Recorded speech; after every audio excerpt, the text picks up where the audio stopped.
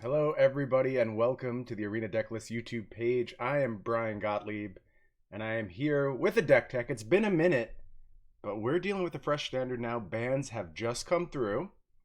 We saw the ban of Oko, Once Upon a Time, Veil of Summer, green decks hit particularly hard.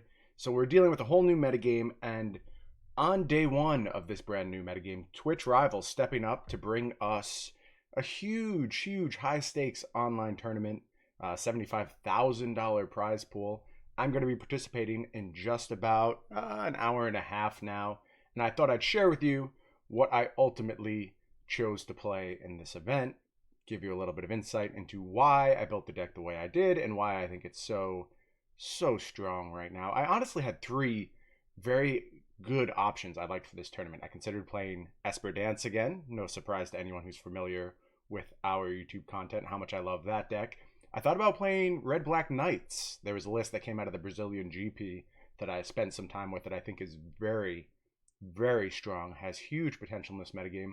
But ultimately, I settled on JUND Cats, JUND Sacrifice, whatever you want to call this deck. This is a descendant of the deck popularized by folks like Mark Jacobson, Tommy Ashton. Did very well at the last PT with the Sultai cat food deck, as they called it.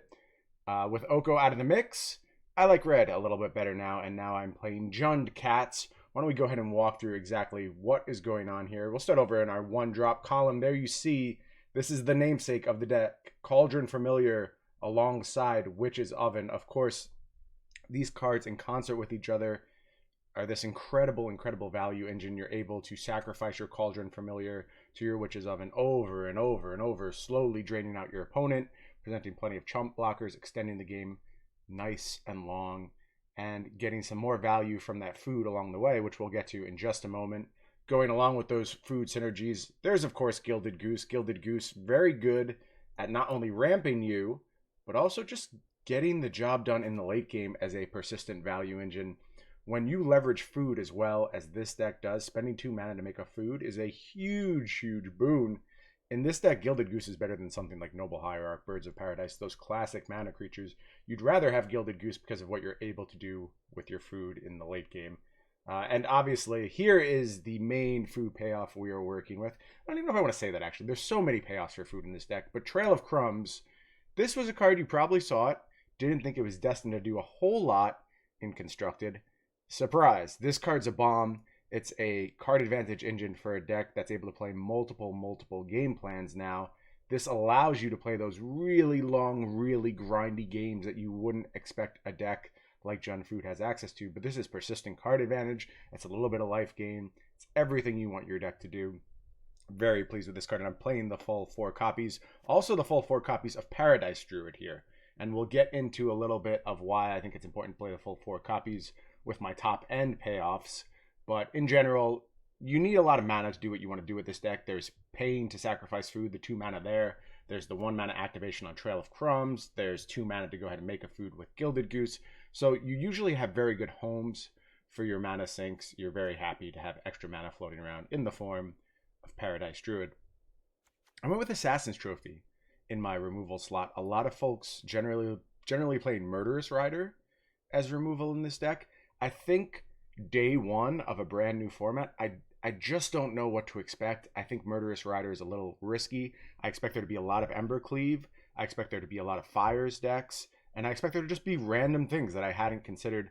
I wanted a bit more of a catch-all. I also think this is fine in the mirror where you can control key permanents like Witch's Oven in a bunch of spots. So I went with Assassin's Trophy. I will miss Murderous Rider. The body matters a lot. You can leverage the lifelink really well.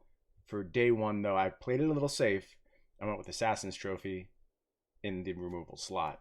Only 1 copy of Midnight Reaper. Honestly, with Trail of Crumbs, you just don't need as much of this effect as you may think you do at first glance. I was hungry for slots, so only 1 Midnight Reaper getting the call today. But 4 Mayhem Devil, and this is the big pickup that we have gotten by stretching our mana into red. Previously, I think it was a huge mistake to play Mayhem Devil. With Oko floating around, basically this getting elked means you've wasted an entire turn. It's pretty much unacceptable to give up that much value from this deck. But now, Mayhem Devil is going to live a lot more. And if you have experimented with these archetypes at all, you know the kill potential Mayhem Devil presents when you're able to combine Gilded Goose, Witch's Oven, all that good stuff. You're doing so much sacrificing, to say nothing of just like random Fabled Passage sacrifices, Vraska Golgari Queen sacrifices, Wicked Wolf sacrifices, Korvold sacrifices. So many ways to get triggers from Mayhem Devil. I've killed huge creatures with Mayhem Devil. I have legitimately killed a Rotting Regisaur with Mayhem Devil triggers. That's how much you're able to leverage this card once your engine gets going.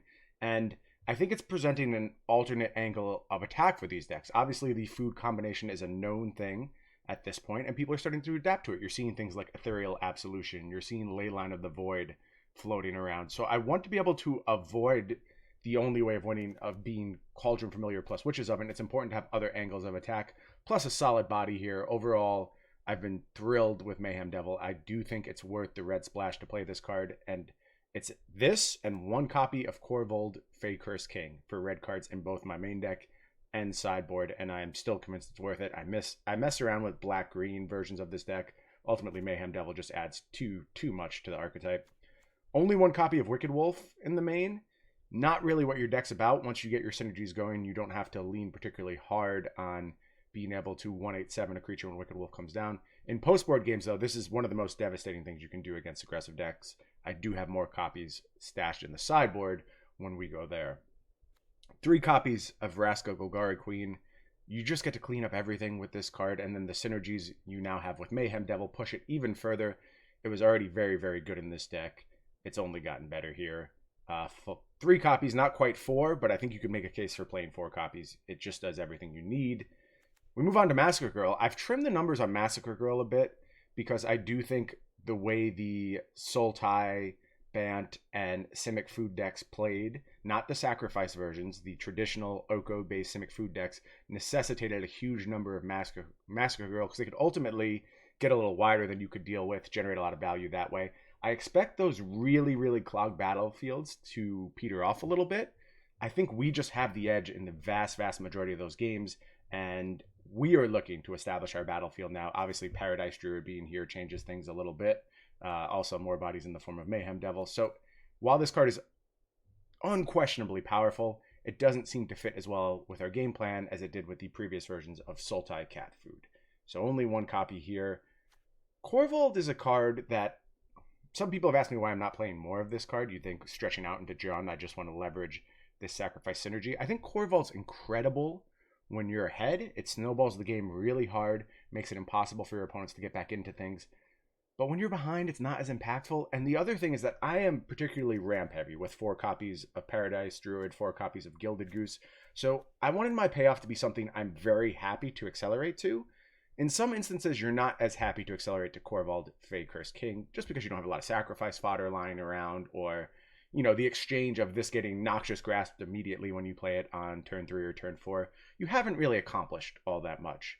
So instead, I wanted a top end of Garruk, Cursed, Huntsman. Garruk never really broke through in Standard, but I think this is its chance. Noxious Grasp has decreased very hard in numbers. It's still out there, but I think you have so many ripe targets for a Noxious Grasp, it's more likely Garruk is actually going to survive. In a lot of instances, you're able to push Garruk up to emblem range almost immediately, and one of the best weapons against opposing food decks is the emblem. The 3/3/3 trample means your battlefields are just going to outscale theirs. You can push damage through their Cauldron Familiars, and basically this has become my main trump in the mirror at this point. Very impressed with Garruk, Cursed, Huntsman. You often see Liliana in this spot. I just think that was the correct call for the last metagame, and I think Garruk is the right call for this metagame. I'm banking quite hard on it. More copies in the sideboard, so I think we have a special edge in the mirrors right now. We'll have to see if that plays out in the event. Mana base, basically what you would expect. I only play 3 copies of Fabled Passage, close to 4 because of the synergies of Mayhem Devil, but it's really important to just curve out, play your lands on time. I don't play a basic mountain. Very close. I think this is a questionable decision. I spoke with some people about it. They agreed that basic mountain isn't really necessary here. Again, you just don't want to mess up your curve outs. Basic mountain has the potential to do that in some instances.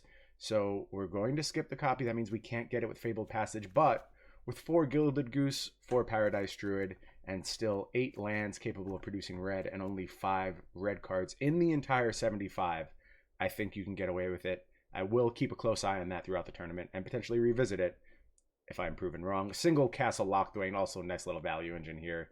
I hate when you call things free in Magic. It's close, though. It's real close, and nice to just have that should you run out of gas in the late game. Let's head to the sideboard. Sideboard's pretty simple, and I wanted cards that had multiple functions. I didn't want to play anything really hard targeting specific archetypes at this point because I don't know what to expect. Disfigure, just here to clean up aggressive matchups. As I mentioned, I think Black-Red Knights is very good. You are super prioritized to have very cheap removal in that matchup, leaning on Disfigure for that. Straight for Duress. Veil of Summer's gone. This card's good again, y'all. So those 2 Duress, 1 Duress sideboards of the past, I understand why we were doing that before, but this is one of our best weapons against the Fires decks, against any Esper decks that pop back up. Happy to have the full 4 copies of Duress one more time. Noxious Grasp, still 2 copies. Green's still a player in this metagame. This is the cleanest answer to stuff like Nissa, Hydroid Krasis, which will still be around. I've seen people putting back together the Bant Ramp decks from the previous format that leaned really hard on Nissa into Hydroid Krasis. That's still a viable way to play the game. We'll be happy to have Noxious Grasp there. Although I just think on a strategic basis, what we do is better than what they do. So no need to go really hard on Noxious Grasp anymore. Still happy to have 2 copies around. The Lovestruck Beast Thrashing Brontodon breakdown. Basically, these are our fat bodies to contain aggressive battlefields. And I started with a 2-2 split because I do think Lovestruck Beast gives you a nice angle of attack where you can get aggressive in post-board games as well. But ultimately, it seems like there's a lot of enchantments in the format right now. Being able to answer Witch's Oven, Fires of Invention, Doom Foretold, all those cards I'm expecting to see big upticks in the metagame, and then we just have a nice body, 3-4, able to blunt those knights a little bit in the games where they're going to be attacking. And of course, able to pick off Embercleave. That's a huge portion of this format as well. So I went with a hard lean towards the flexibility of Thrashing Brontodon. We'll see if that really hurts me in games where I have to get aggressive post-board. As I mentioned, there's no harder punish for aggressive decks than Wicked Wolf. This just messes up small creatures. Anyone trying to get aggressive will often be blunted by Wicked Wolf. I know it's not really what this deck is about, but it's just such an effective brick wall, and the way the format has evolved. I'm happy to have 2 copies of Wicked Wolf in my sideboard, and we top it off with a Garruk Cursed Huntsman. As I mentioned, this is my plan in the mirror now. This is how I want to go over the top of them. I also bring it in against control matchups as just a persistent source of creatures. Just grinding out 2/2/2 tokens per turn will beat your opponent in a lot of instances. So I've been very pleased with Garruk Cursed Huntsman, and I think it has a real chance to get back into the metagame. So I will be playing the tournament, as I mentioned, very soon. We'll have some gameplay videos coming up from that. Let me know what you think about this approach to JUND Sacrifice. Did I make a mistake? Was I supposed to play Esper instead? You know I was tempted to. I would love to hear what you think about this deck down in the comments below. And if you enjoyed this video, be sure to like, share, and subscribe for more content here on the Arena Decklist YouTube page.